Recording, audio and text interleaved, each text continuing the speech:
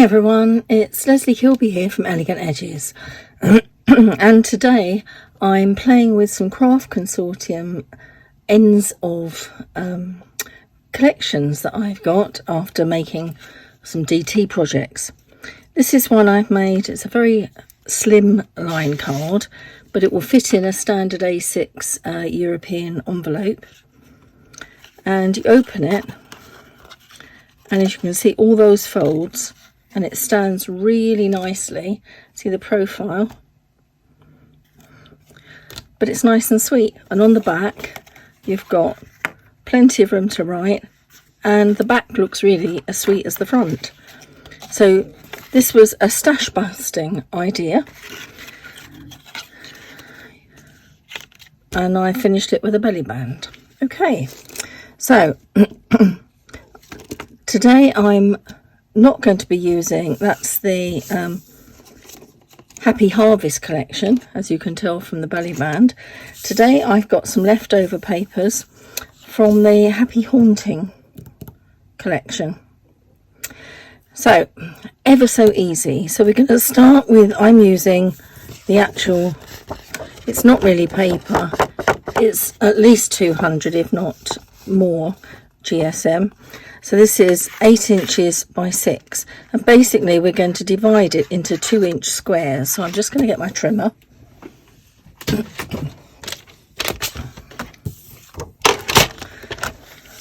And we're just going to do that by literally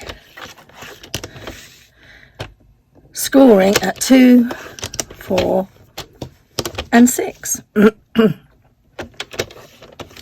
then on the other way, at 2 and at 4. Now if you look at this, most of the sections are 2 by 2, but these ones are scored again at 1 inch. So we're going to do that by putting the edge of the paper this way over to 1 inch, making sure I have the score blade. And even if I can't see the score, I know it's 4 inches, and pressing as far as 2. And that will give me a fold just in the centre. Turn it, repeat. Get it to the 2-inch mark, down to the 4. Make sure the little line lines up with the 4. Okay, so now that's all the scoring done, but we have a little bit of cutting. And we're going to cut from the 1 inch score that we've just marked all the way down to the other 1 inch on that first 2-inch line. So I'm going to put it back in at 2 inches. So I can't really see that, but I'm going as far as 4. This time I need my cutting blade, and I'm going to line that up with the 1 inch mark, and I'm going to score down or cut down as far as 7. Take it out, check, perfect. We're going to do the same again. Put it in at 4 so that I know I've got my 2 inches. Start at the 1 inch line where I did the scoring. Line it up before I press down, and go down as far as the 7. Release. And there we are. Well, that's the trickiest bit done now. Let me put that away. So now we're going to fold very gently, and we're going to sort of accordion fold it. So I'm just doing the top strip gently. So we're going to valley. The next one will be a mountain. Next one will be a valley.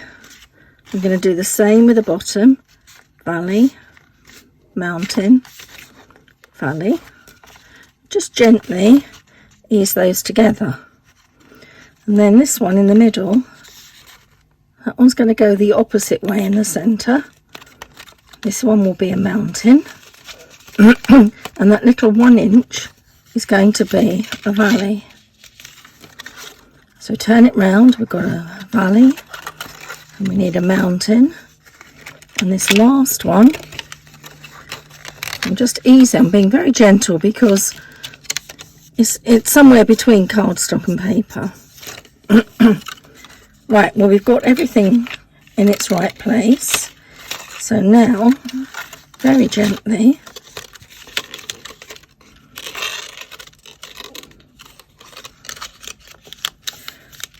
I'm going to put that together, making sure the edges are sort of fairly well lined up.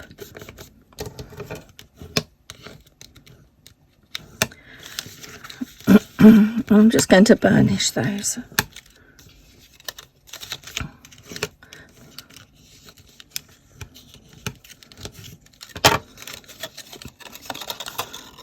So we could have it on the black side, or we could have it on the purple side.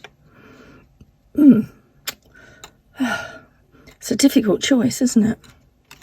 Let me have a look at the papers I've cut. So from my scraps that I've got left over, I've cut 4 white squares, and those are going to go on the back. I've got 4 skinny bits, and these are 7/8 by 1 7/8, and then I've got 10 various squares that are 1 7/8 by 1 7/8. So I'm just going to sort of lay these on and see where I think they'll look nice, really. I love this one with the bats. Maybe we'll turn it around that way. That looks better. I really want... I know bats do fly in all directions, but... and these friendly little ghosts. Those are great fun.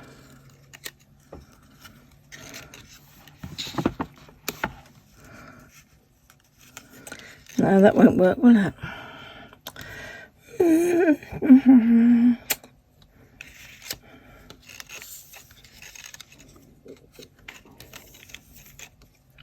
How about that? Does that work?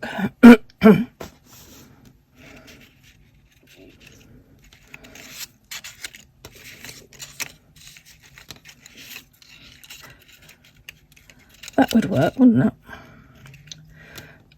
So we'll do that. Okay, so I'm going to very quickly put these on. And you can see the papers are double-sided.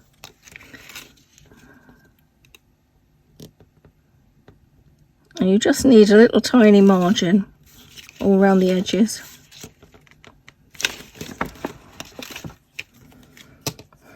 I'm going to swap glue because this one, this one's a bit more slidey. It's a very warm day today.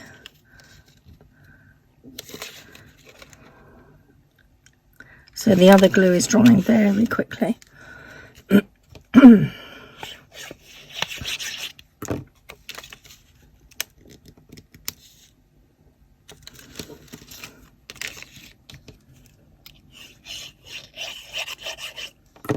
Must admit, I do like this cobweb paper. You see it's sort of shiny. It's not embossed, it sort of looks as though it's been heat embossed.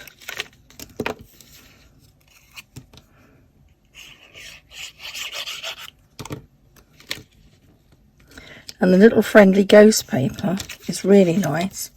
It's sort of pearlescent, just on the ghosty side.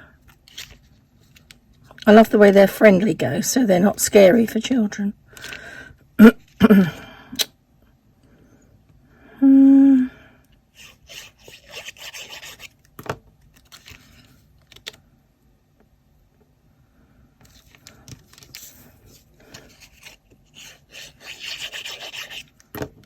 can see how quickly this is going together.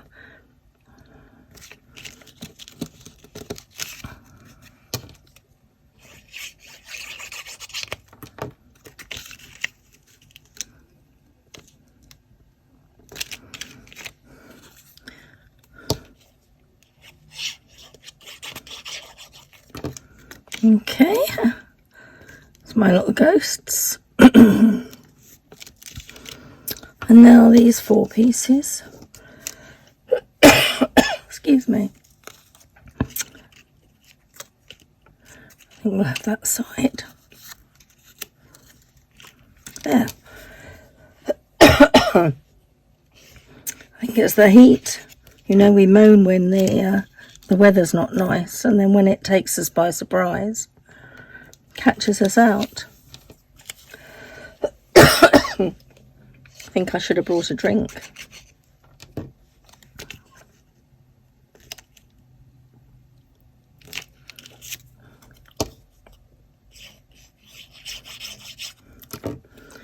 Now, I haven't got any sentiments on this piece, but in with the paper collection there are some sort of wordy sheets.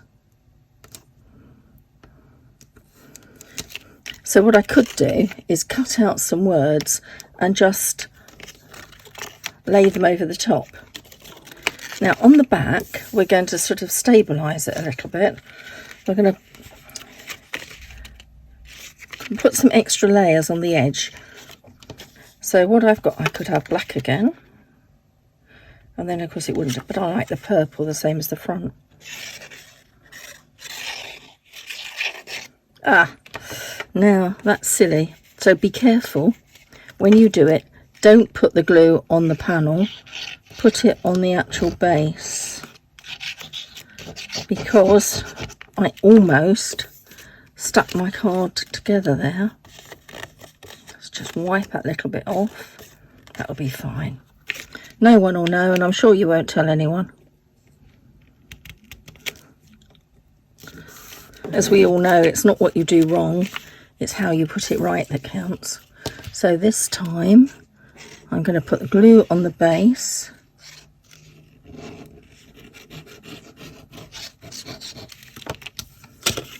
Good thing about these cobwebs is it doesn't matter which way up they go. Okay. And obviously this one will, that's it, will squish in.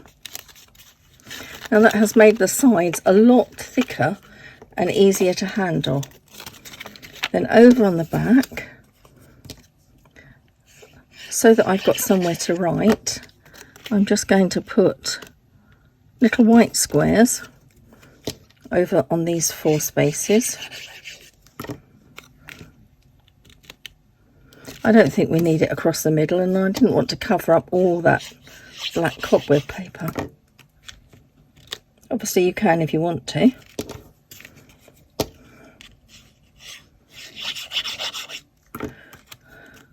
I don't need to write too much on a card. Oops. There it is. So that basically is our card done. So if I'd wanted to close it with ribbon, I would have put the ribbon, I'd have sandwiched it between those 2 layers. So this now becomes the front. So I've got some strips cut here for a belly band. I could just do it with pumpkin paper. Do I need a layer on the back? I don't think I do, but it does actually stand out better.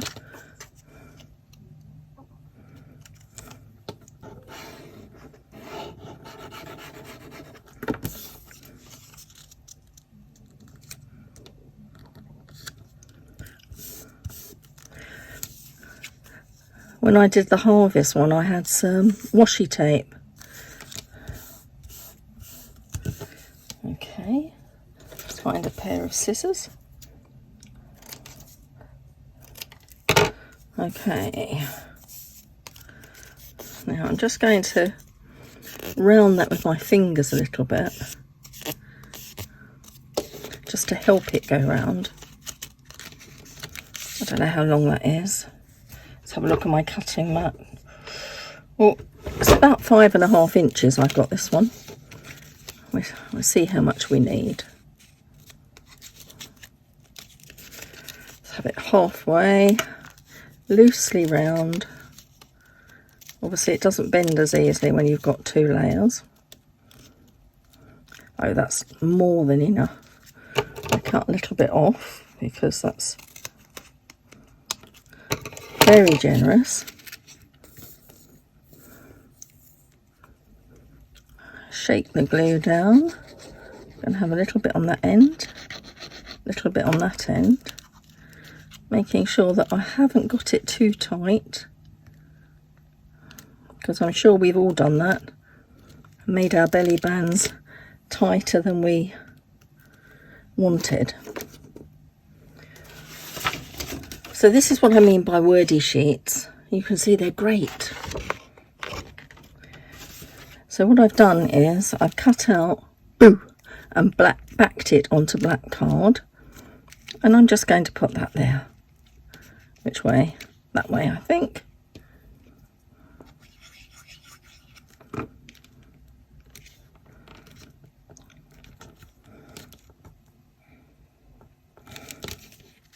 There we are. Now that can dry. That's it. Upside down. There it is. So there is a multi-fold card. Lovely profile. That was the one I made before from the Happy Harvest. So I really like those. I've made them before that were a lot bigger using 12 by 12 paper. But I haven't made an 8 by 6. So I'll put all the details on my blog, and it's www.elegantedges.co.uk.